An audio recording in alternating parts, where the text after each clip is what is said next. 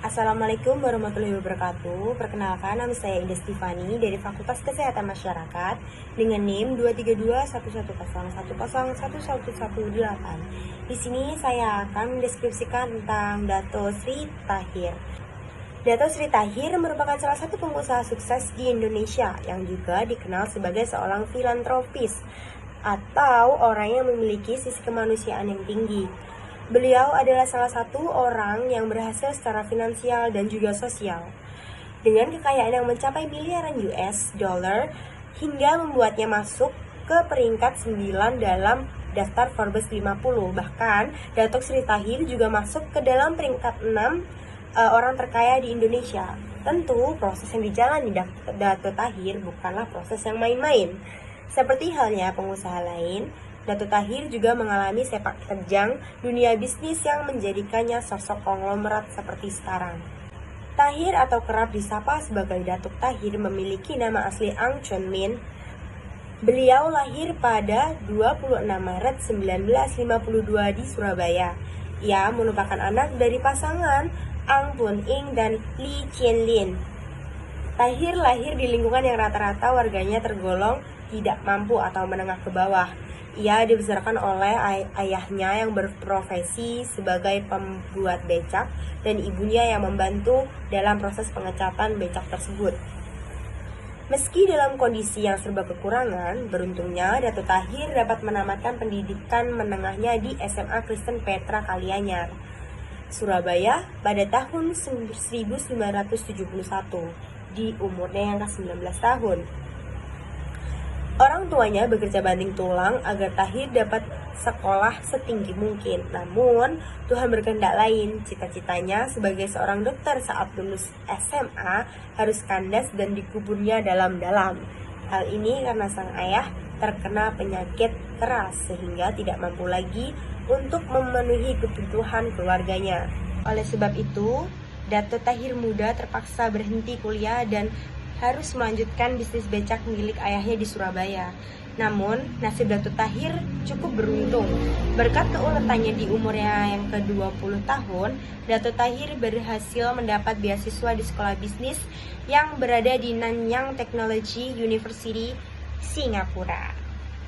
Di negara singa inilah, Dato Tahir menempuh studinya sambil mencari produk yang bisa ia jual kembali ke Indonesia, seperti baju dan sepeda. Dari sinilah beliau mendapatkan ide untuk membantu memenuhi biaya kuliahnya. Selanjutnya, Tahir menempuh pendidikan jurusan keuangan di Golden Gate University, California, Amerika Serikat saat berumur 35 tahun. Di sanalah Tahir mendapat ilmu tentang dunia bisnis yang kemudian membuatnya semakin termotivasi untuk menggeluti dunia bisnis hingga berjalan sampai sekarang. Dengan menanamkan niat dan motivasi yang didapatkannya ke dalam hati, Tahir mampu bertahan bahkan berkembang perlahan namun pasti. Saat awal mengawali bisnisnya, Dato Tahir mengawalinya dengan sektor garmen atau dunia seputar pakaian. Lambat laun, Tahir muda mulai berani untuk masuk ke bidang lain yang kemudian ia masuk ke bidang keuangan. Diawali dari Mayapada Group yang didirikannya pada 1986, bisnisnya merambat dari dealer mobil, perbankan, sampai di bidang kesehatan.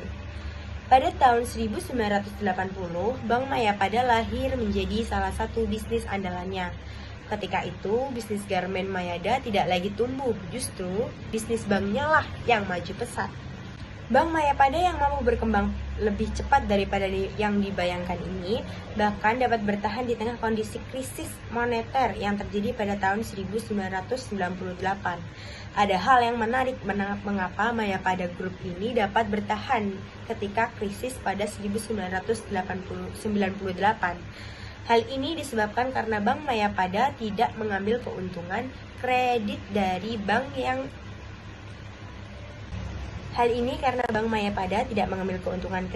bank asing sehingga tidak bergantung pada kurs saat itu. Mayapada juga masuk ke pasar saham Bursa Efek Jakarta dan pernah mendapatkan predikat bank umum terbaik nomor 2 selain bank milik negara. Penghargaan tersebut dikeluarkan oleh majalah Infobank. Selain perjalanan bisnis yang luar biasa tersebut, Tahir juga memiliki perjalanan dalam mendapatkan pasangannya yang ternyata memiliki fakta unik. Fakta ini terkait tentang perbedaan level dan budaya mereka, di mana sang istri, Rosi Riyada yang merupakan putri dari pendiri Lipo Group, Mokhtar Riyadi, memiliki level yang sangat jauh di atas dari Tahir. Sedangkan Tahir sendiri dulu hanyalah seorang pemuda biasa yang pekerjaannya pun masih belum jelas. Di balik cerita romansa mereka yang bisa dibilang tragis, sekarang mereka telah dikaruniai 4 orang anak yang bernama Grace Tahir, Jane Tahir, Victoria Tahir, dan Jonathan Tahir. Alasan saya memilih tokoh ini dalam teks deskripsi saya karena saya merasa cerita dari Bapak Dato Tahir ini sangat menginspirasi saya, terutama dari sifatnya yang pantang menyerah. Meskipun dia harus berhenti berkuliah, itu tidak menyurutkan semangatnya. Dia tetap ulet dalam menggapai cita-citanya hingga dia mendapatkan beasiswa di Singapura. Bahkan di umurnya yang ke-35 tahun, beliau meneruskan pendidikannya di California, Amerika di bidang bisnis. Dan dari situlah saya merasa bahwa mimpi itu tidak akan berhenti begitu saja, meskipun harus terhenti di tengah. Jika kita ingin berusaha, pasti kita dapat meraih mimpi tersebut. Baiklah, sekian deskripsi dari saya tentang tokoh Dato Tahir ini. Apabila ada salah kata, saya minta maaf. Wassalamualaikum warahmatullahi wabarakatuh.